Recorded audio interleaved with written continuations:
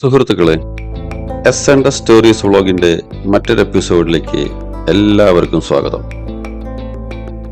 ഇന്നത്തെ നമ്മുടെ യാത്ര ഗുരുവായൂരപ്പന്റെ പുണ്യഭൂമിയിലേക്കാണ്. ക്ഷേത്രത്തിൽ നിന്ന് 3 കിലോമീറ്റർ അകലെയായി കേരളത്തിന്റെ ആനപ്പെരുമയും ചരിത്രവും ഒരുമിച്ച് ചേർന്ന് നിൽക്കുന്ന ഒരു അപൂർവ സ്ഥലമുണ്ട്, പുന്നത്തൂർ കോട്ട. ഇന്നെല്ലാവർക്കും പരിചിതമായ ഗുരുവായൂർ ആനക്കോട്ട. കോട്ട എന്ന പേര് കേൾക്കുമ്പോൾ ഉയർന്ന മതിലുകളും യുദ്ധചരിത്രവുമൊക്കെയാണ് നമ്മുടെ മനസ്സിലേക്ക് ആദ്യം വരിക. എന്നാൽ പുന്നത്തൂർ കോട്ടയുടെ ഇന്നത്തെ മുഖം തികച്ചും വ്യത്യസ്തമാണ്. ഒരു കാലത്ത് പുന്നത്തൂർ രാജകുടുംബാംഗത്തിന്റെ അധീനതയിലായിരുന്ന ഈ സ്ഥലം പിന്നീട് ഗുരുവായൂരപ്പന്റെ ആനകളുടെ വാസസ്ഥലമായി മാറി. കവാടം കടന്ന് അകത്തേക്ക് പ്രവേശിക്കുമ്പോൾ തന്നെ മറ്റൊരു ലോകത്തേക്ക് എത്തിയതുപോലെ തോന്നും. ചുറ്റും പച്ചപ്പും വിശാലമായ മൈതാനങ്ങളും അവിടെവിടെയായി തലയുയർത്തി നിൽക്കുന്ന ഗജവീരന്മാരും. കേരളത്തിന്റെ ആനപ്പാരമ്പര്യം ഇത്ര അടുത്തു നിന്ന് അനുഭവിക്കാൻ കഴിയുന്ന സ്ഥലങ്ങൾ വളരെ അപൂർവമാണ്. ഗുരുവായൂരപ്പനോടുള്ള ഭക്തിയുടെ ഭാഗമായി ഭക്തർ സമർപ്പിച്ച ആനകളാണ് ഇവിടെ പ്രധാനമായും സംരക്ഷിക്കപ്പെടുന്നത്. ഇപ്പോൾ ഇവിടെ 35ഓളം ആനകളുണ്ടത്രേ. ഓരോ ആനയ്ക്കും ഓരോ രൂപം, ഓരോ സ്വഭാവം, ഓരോ ജീവിതകഥ. ചിലത് ഗംഭീരമായി തല ഉയർത്തി നിൽക്കുമ്പോൾ മറ്റ് ചിലത് ശാന്തമായി ഭക്ഷണം കഴിക്കുന്നതും കാണാം. ആനകളുടെ ഈ ലോകം അടുത്തു നിന്ന് കാണുന്നത് കുട്ടികൾക്കും മുതിർന്നവർക്കും ഒരുപോലെ കൗതുകകരമായ അനുഭവമാണ്. പുന്നത്തൂർ കോട്ടയുടെ പ്രത്യേകത ആനകളിൽ മാത്രം ഒതുങ്ങുന്നില്ല.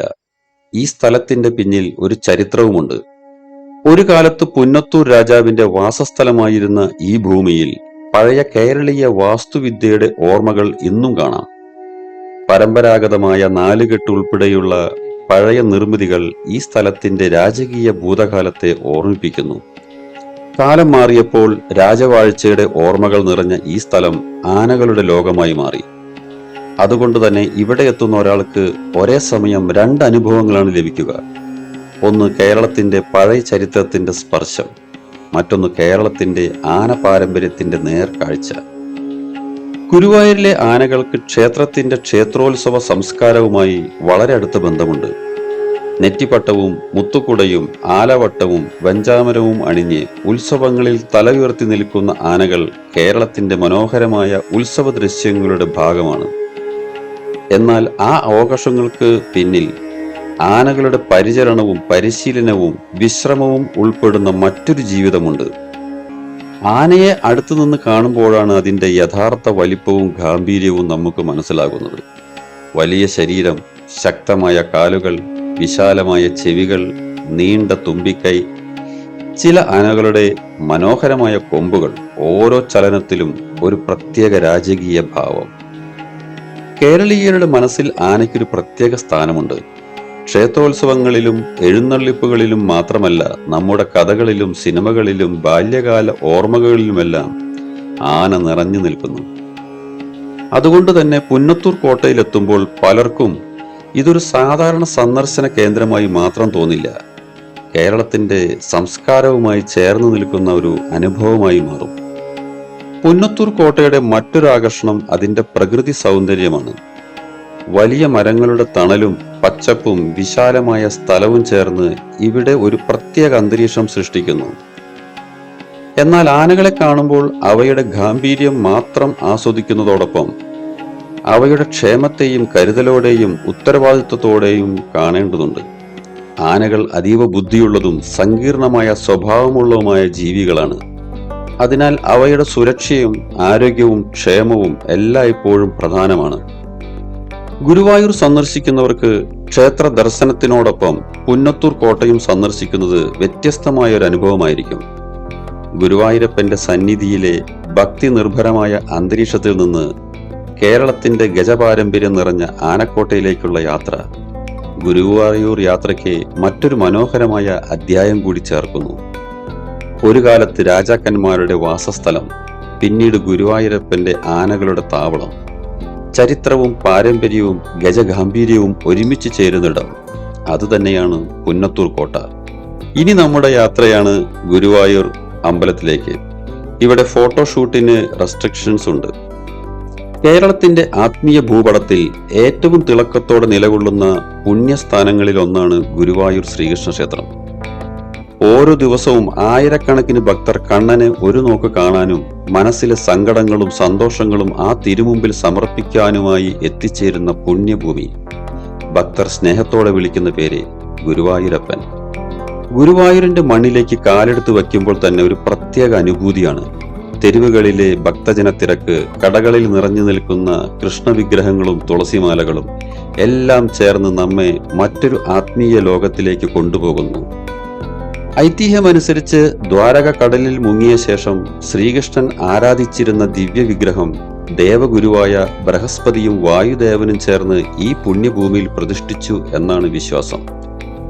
അങ്ങനെ ഗുരുവും വായുവും ചേർന്ന് പ്രതിഷ്ഠിച്ച സ്ഥലം പിന്നീട് ഗുരുവായൂർ എന്ന പേരിൽ അറിയപ്പെട്ടു.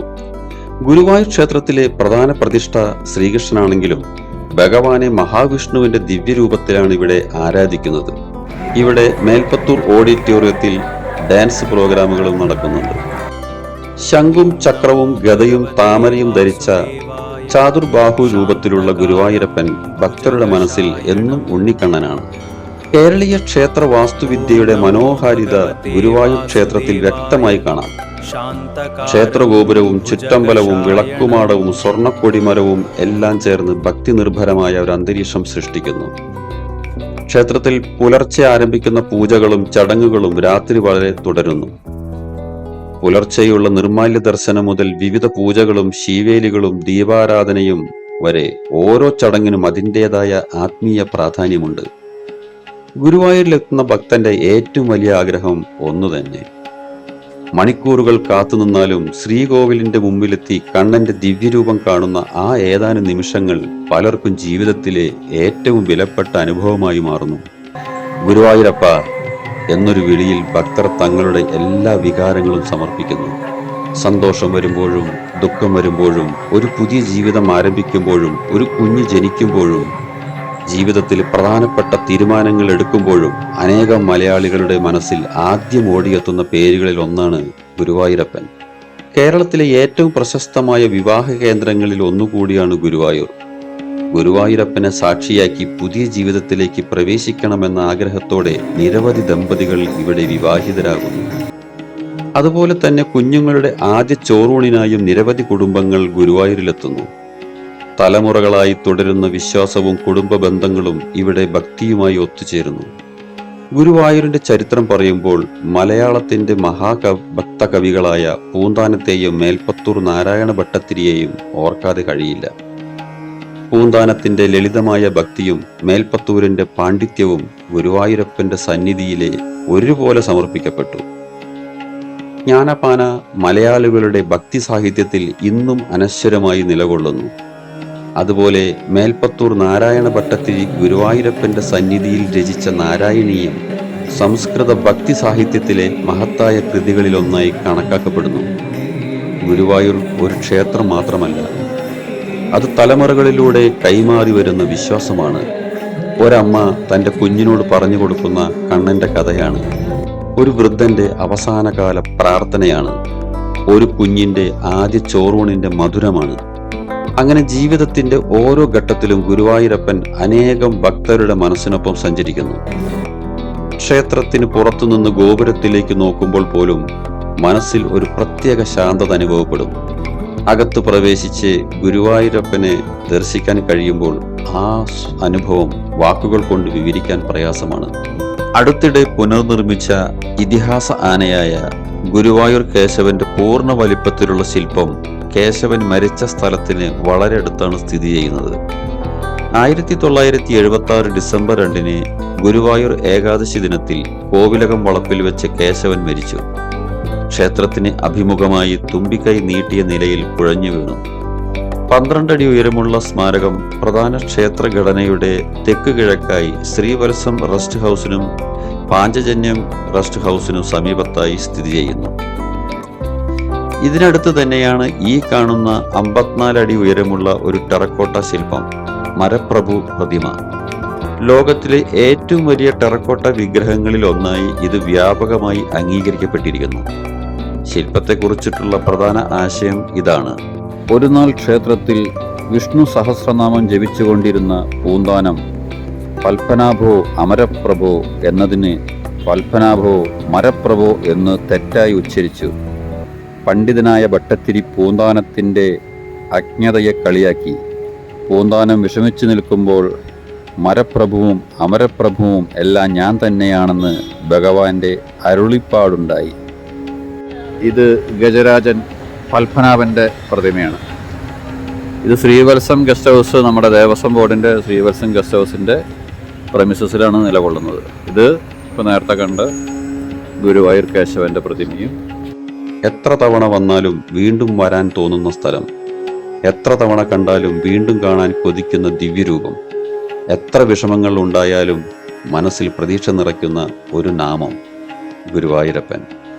വീഡിയോ ഇഷ്ടമായാൽ ലൈക്ക് ചെയ്യുക, കമൻസുകൾ എഴുതുക. സബ്സ്ക്രൈബ് ചെയ്യാത്തവരുണ്ടെങ്കിൽ ദയവ് ചെയ്ത് ചാനൽ സബ്സ്ക്രൈബ് ചെയ്യുക. എല്ലാവരെയും ശ്രീ ഗുരുവായൂരപ്പൻ അനുഗ്രഹിക്കട്ടെ. നന്ദി, നമസ്കാരം.